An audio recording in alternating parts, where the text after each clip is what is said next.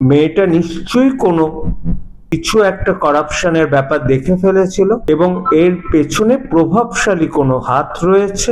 In fact মুখ্যমন্ত্রী নিজে বলেছেন, তখন খড়গপুরে তিনি ছিলেন এবং তার সাথে পুলিশ কমিশনারের প্রচুর কথাবার্তা হয়েছে। আমি তো জিজ্ঞেস করব, ওই কথাবার্তাগুলো যদি ওটা ওপেন করা যায় তাহলে কিন্তু অনেকটাই বেরিয়ে আসবে কেন হয়েছে, কার কার সাথে। আমি বলছি পুলিশ কমিশনের কথা হয়েছে, কতবার কার কার সাথে কথা হয়েছে, এবং যিনি প্রিন্সিপাল ছিলেন তার সাথে কতবার কথা হয়েছে। এখন তো নিরপেক্ষ তদন্ত হবে, এটা ঠিক ঠিক মাথা বেরিয়ে আসবে। সবে কান ধরা পড়েছে, এতদিন অব্দি কান অব্দি তো মানে চুলের ডগা অব্দি ধরতে পারেনি কারোর। এখনো তো কাকুর গলার স্বরই বেরোয়নি, সে কাকুর গলার স্বরও তো বার করতে হবে পরে। মুখ্যমন্ত্রী শুভেন্দু অধিকারী তিনি জানিয়েছেন অভয়ার ফাইল আবার খোলা হচ্ছে। শুধু তাই নয়, 3 জন আইপিএস অফিসার যারা সেদিন এই ঘটনায় উপস্থিত ছিলেন এবং তদন্ত করছিলেন তাদেরকে সাসপেন্ড করা হলো। আর আমাদের মধ্যে এই মুহূর্তে রয়েছেন প্রখ্যাত চিকিৎসক ডক্টর নারায়ণ ব্যানার্জি। আপনারা প্রত্যেকেই জানেন এই আরজিকর ঘটনা যখন ঘটেছিল একাধিক সময় আমরা তাকে একেবারে সামনের সারিতে এসে লড়াই করতে দেখেছি, কিন্তু পরবর্তীকালে তাকেও অনেক রকম পরিস্থিতি ফেস করতে হয়েছিল। তো আজকে এটাই আমাদের কাছে আশা খবর যে আমরা আবার বিচার পাবো, এটাই আমরা ভেবে শান্ত থাকবো। আজকে আমাদের মধ্যে যে চিকিৎসক উপস্থিত রয়েছেন ডক্টর নারায়ণ ব্যানার্জি, আমি স্যারের সাথে কথা বলে নেবো। যে স্যার, আজকে একটা দারুণ খবর দেখলাম, যে খবরটা আমাদের প্রত্যেকের মনে একটু শান্তি দিল, যে ফাইল খোলা হয়েছে। শুধু নয়, 3 জন অফিসার তাদেরকে সাসপেন্ড করা হলো। কি হতে চলেছে? তো প্রাতিষ্ঠানিক খুন, এটা আমরা সাধারণ লোকেরা সবাই বুঝতে পারি। আমি জানি না কেন আগের সরকারের তৎকালীন মুখ্যমন্ত্রী থেকে আরম্ভ করে সবাই এটা চেপে যাওয়ার চেষ্টা করেছে এবং একজন লোককে খুনি বলে সাজিয়ে তাকে ফাঁসিয়ে দেওয়ার চেষ্টা করেছে। কিন্তু ব্যাপারটা যদি এক এক করে বিশ্লেষণ করা যায়, যে সেদিন রাত্রে খুন হলো একটা জায়গায়, বডিটা সেমিনার রুমে নিয়ে আসা হলো, পাশের ঘরে কেউ কোনো আওয়াজ পায়নি। সূর্য ডোবার পর কেন ময়না তদন্ত হলো, ময়না তদন্তের ভালো করে ভিডিও কেন হয়নি? এত বড় একটা কেসের ময়না তদন্ত সিনিয়র একজন কাউকে দিয়ে করার কথা ছিল, সেটা হয়নি। এবং ফিঙ্গারপ্রিন্ট বিশেষজ্ঞ বলে পুলিশ যাকে চিহ্নিত করছে, তিনি আদৌ কি ফিঙ্গারপ্রিন্ট বিশেষজ্ঞ? তার চেয়েও বড় কথা, প্রথমে অভয়ের মাকে বলা হয়েছিল আপনার মেয়ে আত্মহত্যা করেছে এবং অভয়ের মাকে বসিয়ে রাখা হয়েছিল, তাকে না জানিয়ে গ্রিন করিডোর করে বডি নিয়ে এসে তাড়াতাড়ি কেন পুড়িয়ে দেওয়া হলো? বহু প্রশ্ন আমাদের ডাক্তারদের মনে, জনসাধারণের মনে ছিল বলে 14ই আগস্ট 2024 ওই রাতটায় অত লোক স্পন্টিনিয়াসলি ভিড় করেছিল। প্রশাসন চেষ্টা করেছিল যে নজর ঘোরানোর জন্য আরজিকরে একটা দাঙ্গা করতে, যাতে নজরটা আরজিকরের দিকে চলে যায়। এবং সেই দাঙ্গায় এবং তারপরে 2 দিন বাদে সেই সেমিনার রুমটাকেও ভাঙা হলো, যেটা ভাঙা উচিত না। আর প্রথম 3 ঘন্টা, যেটা সবচেয়ে বড় টাইম, তখন অত লোক অন্তত কোনো বডির সামনে থাকতে পারে না এবং একাধিক অসঙ্গতি এই মামলার ক্ষেত্রে দেখা গেছে। যার জন্য আমাকে যখন আগে প্রশ্ন করা হয়েছে, আমি বলেছি শিয়ালদা কোর্টের যিনি বিচারক অত্যন্ত বিচক্ষণতার সাথে উনি রায় দিয়েছেন, যাতে কেসটা রিওপেন হলে অন্তত নির্দোষ কারোর ফাঁসি হবে না। কখনো একা সঞ্জয়ের পক্ষে ওই অবস্থায় খুন করে অত তাড়াতাড়ি পালিয়ে যাওয়া সম্ভব না। সুতরাং মেয়েটা নিশ্চয়ই কোনো কিছু একটা করাপশনের ব্যাপার দেখে ফেলেছিল এবং এর পেছনে প্রভাবশালী কোনো হাত রয়েছে, যার জন্য তৎকালীন সবাই মিলে, ইনফ্যাক্ট মুখ্যমন্ত্রী নিজে বলেছেন, তখন খড়গপুরে তিনি ছিলেন এবং তার সাথে পুলিশ কমিশনারের প্রচুর কথাবার্তা হয়েছে। আমি তো জিজ্ঞেস করব ওই কথাবার্তাগুলো যদি ওটা ওপেন করা যায় তাহলে কিন্তু অনেকটাই বেরিয়ে আসবে কেন হয়েছিল।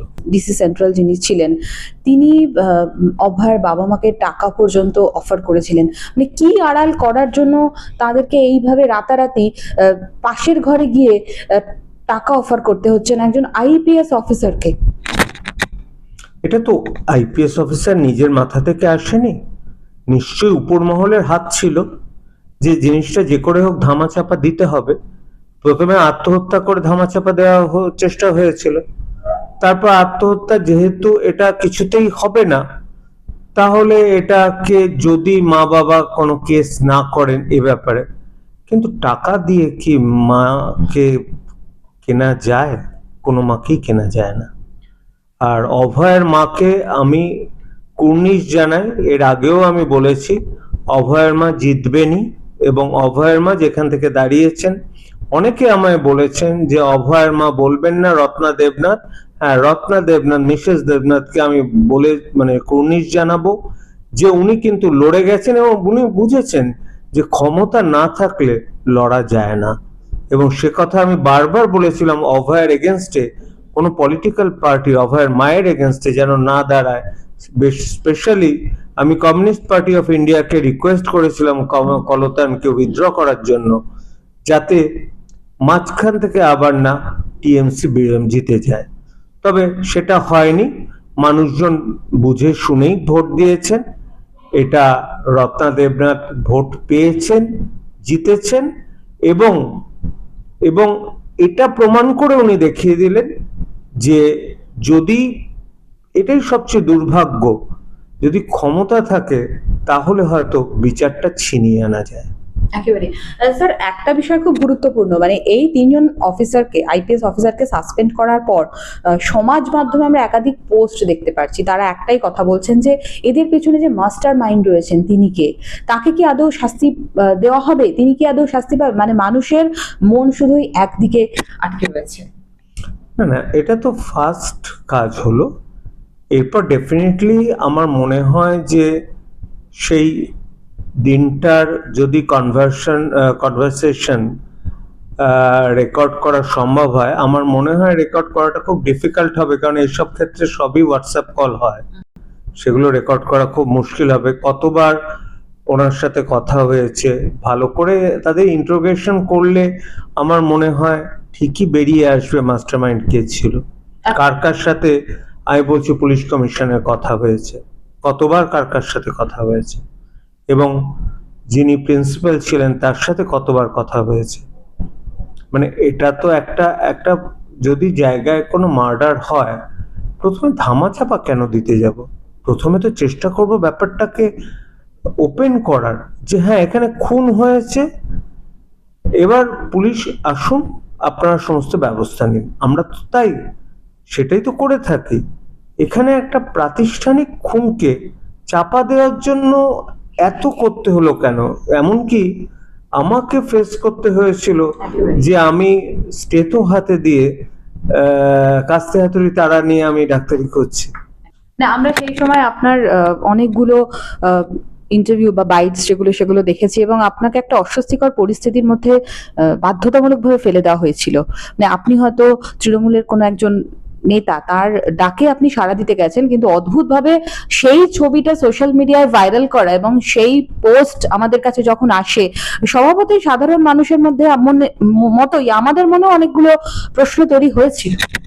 আসলে কি, আন্দোলনটা আমি আগেও বলেছি, এবারও বলছি, অভয়ের আন্দোলনটা যে পথে চলছিল বা যে পথে চালনা করছিল, তারা ইয়ং তো, তারা অতটা জানে না। হুট করে অনশনে বসে গেলে, আর অনশন তো ওরা প্রকৃতপক্ষে অনশন করছিল এবং daily blood pressure, ketone body এগুলো লিখছিল।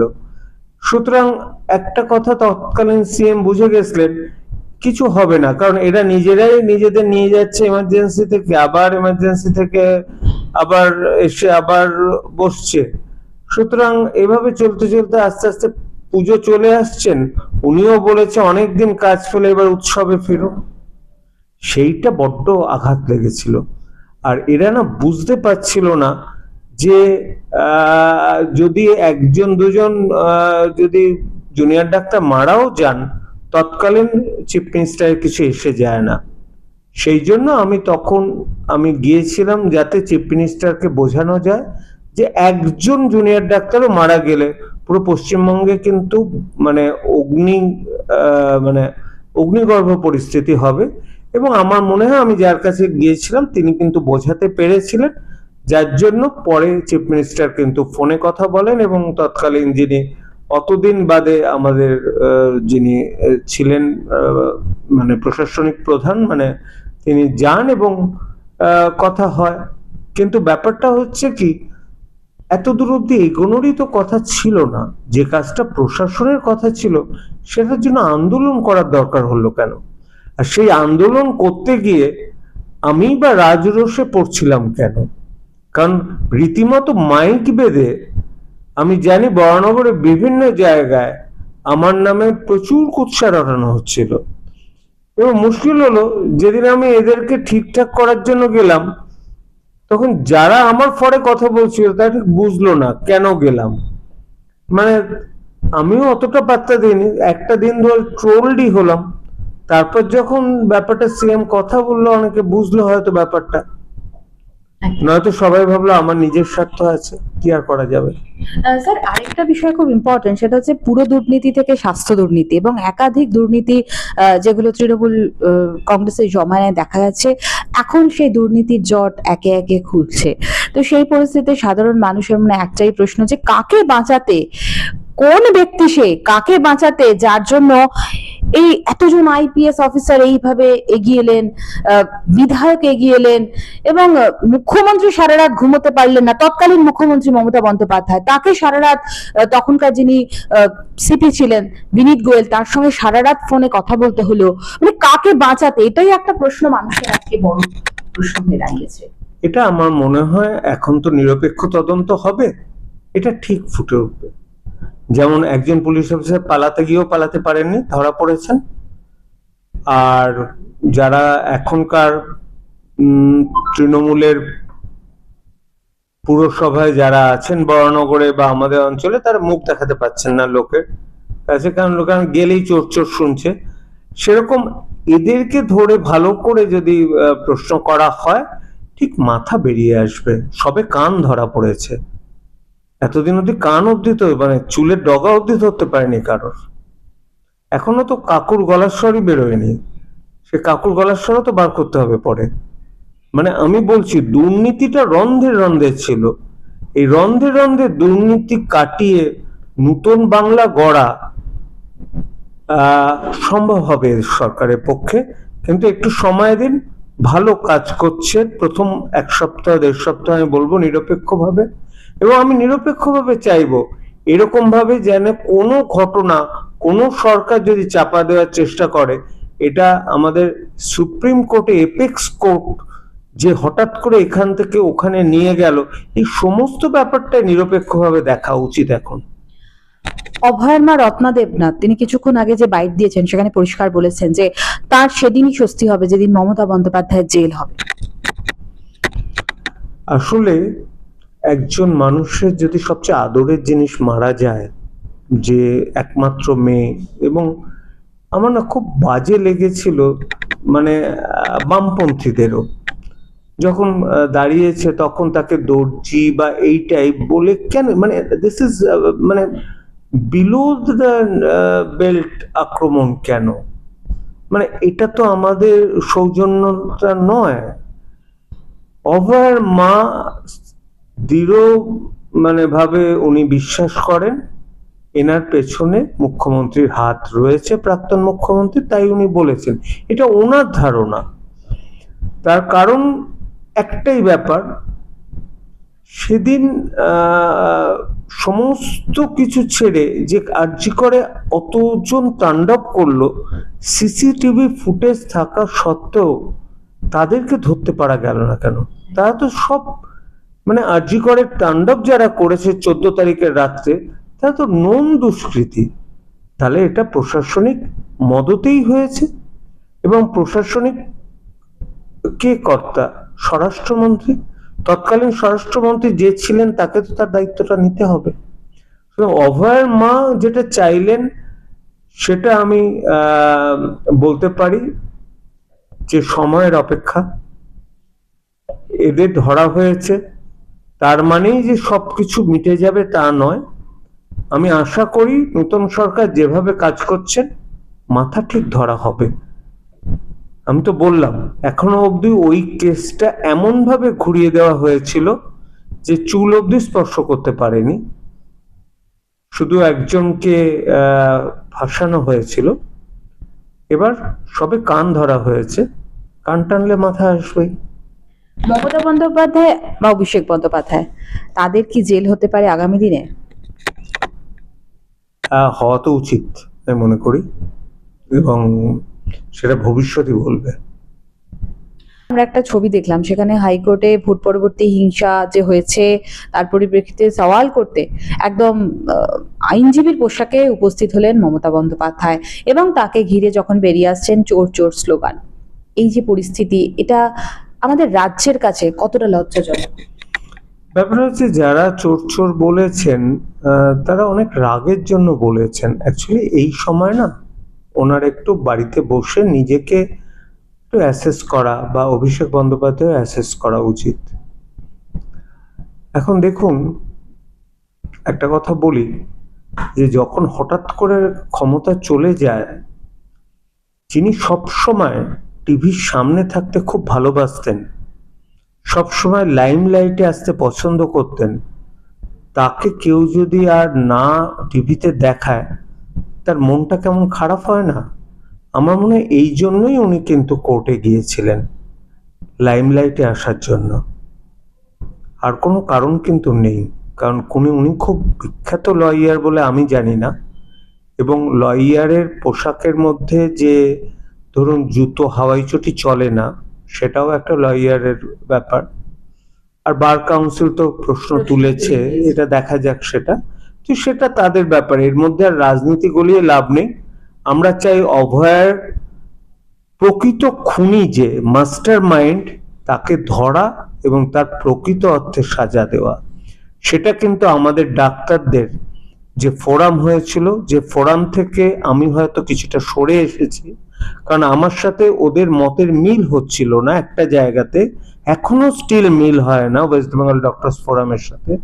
কারণ তারা অনেকটাই নিজেদের ব্যাপারটা নিয়ে বেশি নাড়াচাড়া করছিল।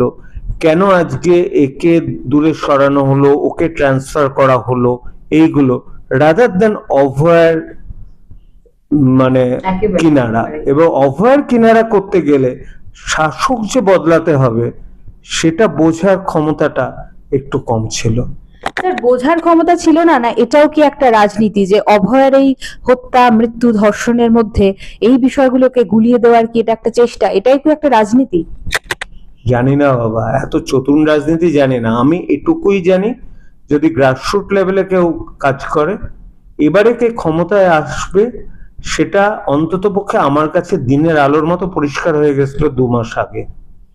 এবং আমি তাকেই সাপোর্ট করেছি যে তৃণমূল কংগ্রেসকে সরাতে পারবে, যার জন্য আমি প্রচুর ট্রোলড হয়েছি, কিন্তু আমি আমার কাজ ছাড়িনি। আমি ডাক্তারিটা করে গেছি, তার সাথে যেভাবে সম্ভব হয় বিজেপিকে আমি সাহায্য করেছি।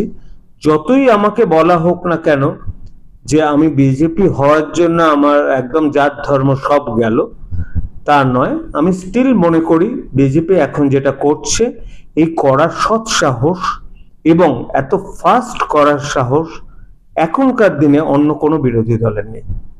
Thank you sir, thank you very much. আমরা প্রত্যেকেই অভয়ার বিচারের আশায়, বিচারের অপেক্ষায়, এবং আমরা আজও বিশ্বাস করি অভয়া বিচার পাবে, যেমনটা মনে করেন অভয়ের বাবা এবং মা, আমাদের রাজ্যের এবং দেশের মানুষরা। ক্যামেরা অজিত দাসের সঙ্গে সাথী নিয়োগদাসের রিপোর্ট, ইমেজ বেঙ্গল, কলকাতা।